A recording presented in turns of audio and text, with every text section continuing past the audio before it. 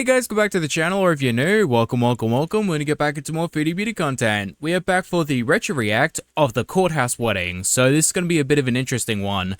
I don't think there's much to react to, like, video-wise, but there is, like, voiceover audio, so that's gonna be kind of more so what I'm gonna be reacting to, rather than the photos themselves. Also, I am reacting to Beck's video. I don't know if I will be doing theirs today or tomorrow, like when it's going to be uploaded, because it is 40 minutes long and I just got home and it is currently 8 p.m. I am very tired, so I apologize if I don't finish it today, but I will try to finish it tomorrow. That being said, let's get into the video and see what they're up to, shall we?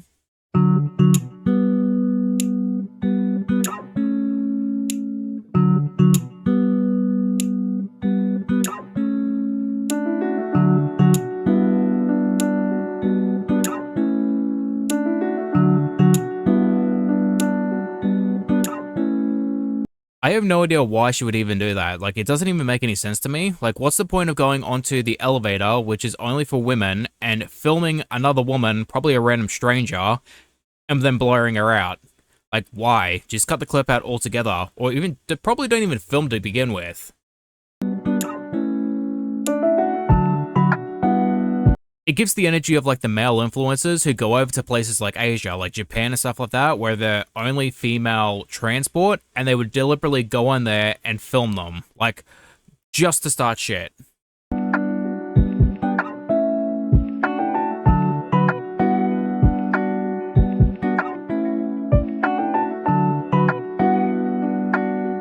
Mate, that ring is on tight, like, it ain't coming off. Hi, baby. We are today in the court and we are waiting.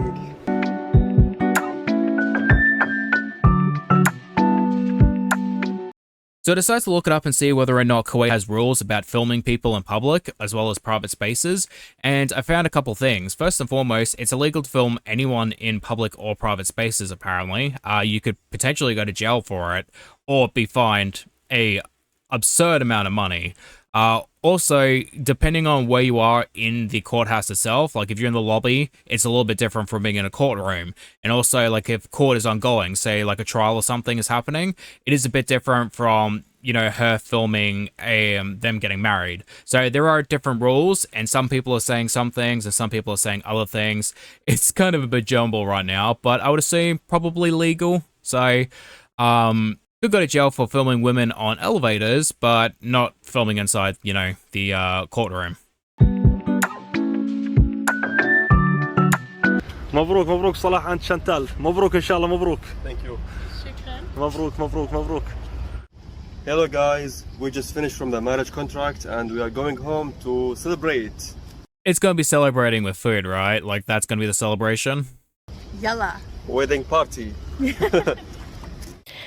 Hi guys, so I just decided to put together a few snaps of our courthouse wedding bees.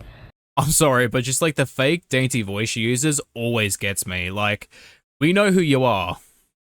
There's no hard in that. I know it doesn't look like much to some, but for us it meant everything. It was very special because well, for me at least, I was marrying my soulmate. I like how she can't even say we, it's just me. It's special for me because I was marrying my soulmate. You know, the soulmate that cheated on me 3 times and the one that I had to pay to love me. That soulmate. And I know Salah feels the same way. I highly doubt it. If anything, he's feeling the same way about your money, the same way that you do about food.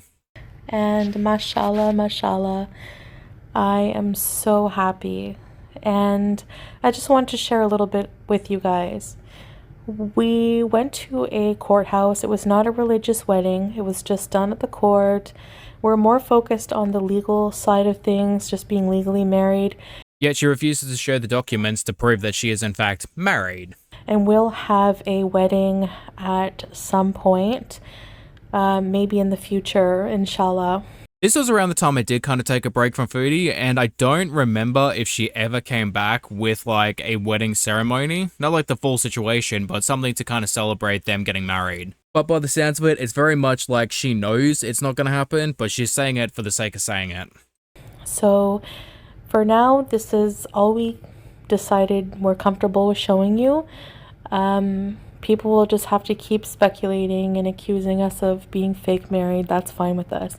The funny thing is, you are insecure about it, because if you weren't, you wouldn't have to worry about addressing it every time people bring it up. And it's the same thing with the visa runs. You do that because you're not properly married. You don't have the proper qualifications to stay in Kuwait. That's why you visa hop every 6 months. Now, I don't really care, because it's more just a joke that I find funny. But if you really are married and you can prove it, why haven't you? Because all you would have to do is show the proper documents and people would stop. And you're the type of person to shove the truth in people's faces and rub it in when you're right and someone else is wrong. You would have done it by now, but you haven't. We have decided that we will not be showing any kind of personal marriage contract. Number one, that's not anyone's business. And number two, I mean, you choose to make your private life public, so therefore it is kind of everyone's business. And if you don't want to show it, that's perfectly fine. But people are going to call you a liar because you are, in fact, a liar. we just don't feel comfortable with that kind of personal information being circulated online.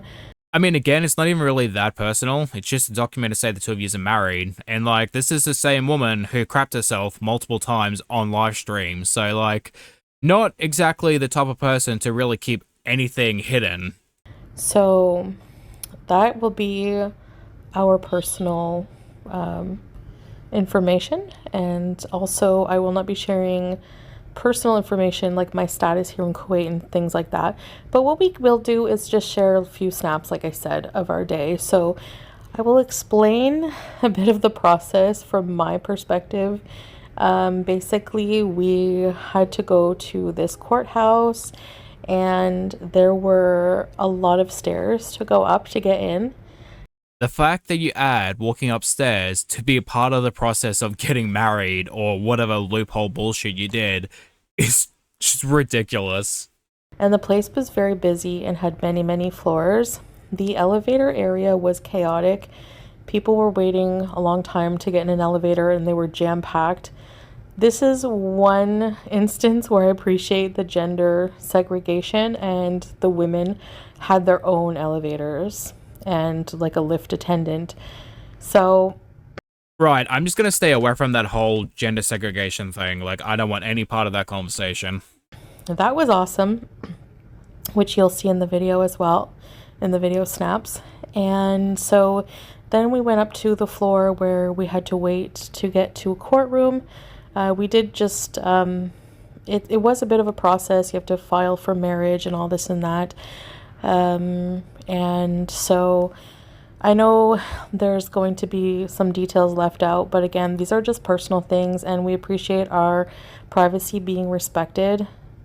Girl, your entire process was walk up some stairs, get in an elevator, go up, and do some paperwork and things. Like, that's not a process. That is you just giving a very generalized view of what you potentially, maybe, have to do when you get married in Kuwait, which is very vague. And as someone who's a compulsive liar, you're not very trustworthy. So having a very vague overview of what you may potentially have to do leads one to believe you are in fact lying about the situation. Yeah, so a lot of people just feel entitled to certain information, and it's just, no, we have a right to privacy. So also, but there are some things I don't mind sharing with you guys. So also we got into the courtroom, and we stood in front of two judges, and they basically asked me, I know what the judges were thinking. Oh, yeah, no, he's getting a big paycheck, isn't he? they wanted to make sure that I accepted the marriage with Salah, and that he did pay me the, I think they call it mahr, if I'm pronouncing that right. It's something that Muslims in most Islamic countries do. The husband has to pay legally, give a gift, monetary gift to the wife. I'm willing to bet that she gave him money and then he gave that exact same money back. So, like, not only did she have to pay for him, but she also had to pay for the mahr or whatever it is too. And one during the marriage as well. So that's, I did, that's personal as well, but we agreed to. But it's every marriage that happens here. So I wonder how much money she gave to him and then he gave back to her, because there's no way in hell he's paying her money to marry her. Also, they asked me where my father was, which really was an odd question to me because it just really, but it, it made me realize how important father figures are in the lives of women here. It's not just the Middle East, like both parents are very important for different roles in raising a healthy child mentally and emotionally, preparing them for the world, and just really teaching them the right aspects of how to present themselves and act. And that's no hate to anyone who happens to be same-sex, or single parents, or guardians who aren't even parents, like no hate whatsoever. So as parental figures, the family structure is very, very sacred here. So you don't have many single parents, if, I don't know, if any, unless, even if women are widowed or whatever, or divorced, they usually seek another husband and vice versa. So usually the father is present to give the blessing for the marriage.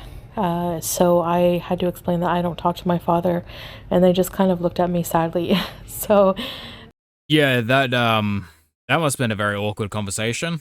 Salah had to explain for me. He's so supportive in ways I can't even tell you guys. And yeah, so I'm so happy. I would hope so. He did cost a good chunk of change. And this was an experience for sure. I don't know what else there is to say, really, I guess. Just that we had to wait for a bit in the courtroom. Outside of the courtroom is what you see some of the snaps of, and then inside the courtroom.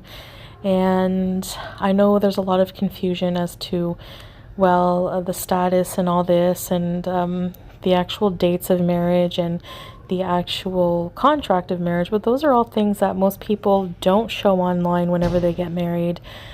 I mean, didn't Destiny and her partner do it? So, what's stopping you from doing it? They usually just show the wedding ceremony. We didn't have one as of yet. Again, it was just it was a very quick courthouse wedding for now. But inshallah, in the future, we will organize some kind of party. So it was just low key, and we celebrated with friends and family afterwards in private. I would assume only his friends and family, because she only just moved there, and Foodie doesn't interact with people unless she has to. She's basically a shut-in, unless, you want to count maybe a delivery person, but other than that, no interaction whatsoever. But that's basically all we did for the time being. And we will, if we do have some kind of celebration in the future, that we can make public, we will. But there's a lot in my life now that I'm keeping private, and marriage details I think you can appreciate, especially with the amount of sleuths we have online.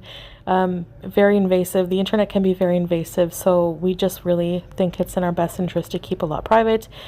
Can you even really say it's a mutual agreement to keep stuff private? Because, he was caught showing his privates to other women, so he's obviously not that private. But we did want to share a little bit of the day with you. So it was a very nice day, very special to marry my soulmate, and I couldn't be happier. I couldn't have asked for a more supportive husband in every single way, and I feel very, very blessed. And I'm just going to try to take advantage of being positive and appreciate these blessings. During this entire segment of her talking about, her soulmate, the happiest day of her life, all these positive energy and all this stuff like that, all I can think about is, my husband, and I gave up my cats for you.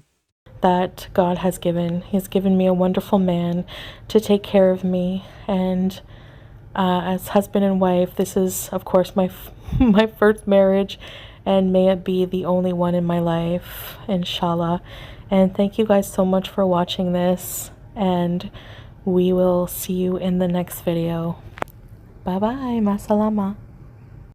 Alrighty guys, going to end of the video. Thank you for watching. I hope you guys enjoy, and I will probably break up the back video into 2 parts. That way it's a little bit easier to kind of just film and upload on 2 separate days. I will try my best to get through it the best I can today. If not, tomorrow I will upload both parts if I can finish it then.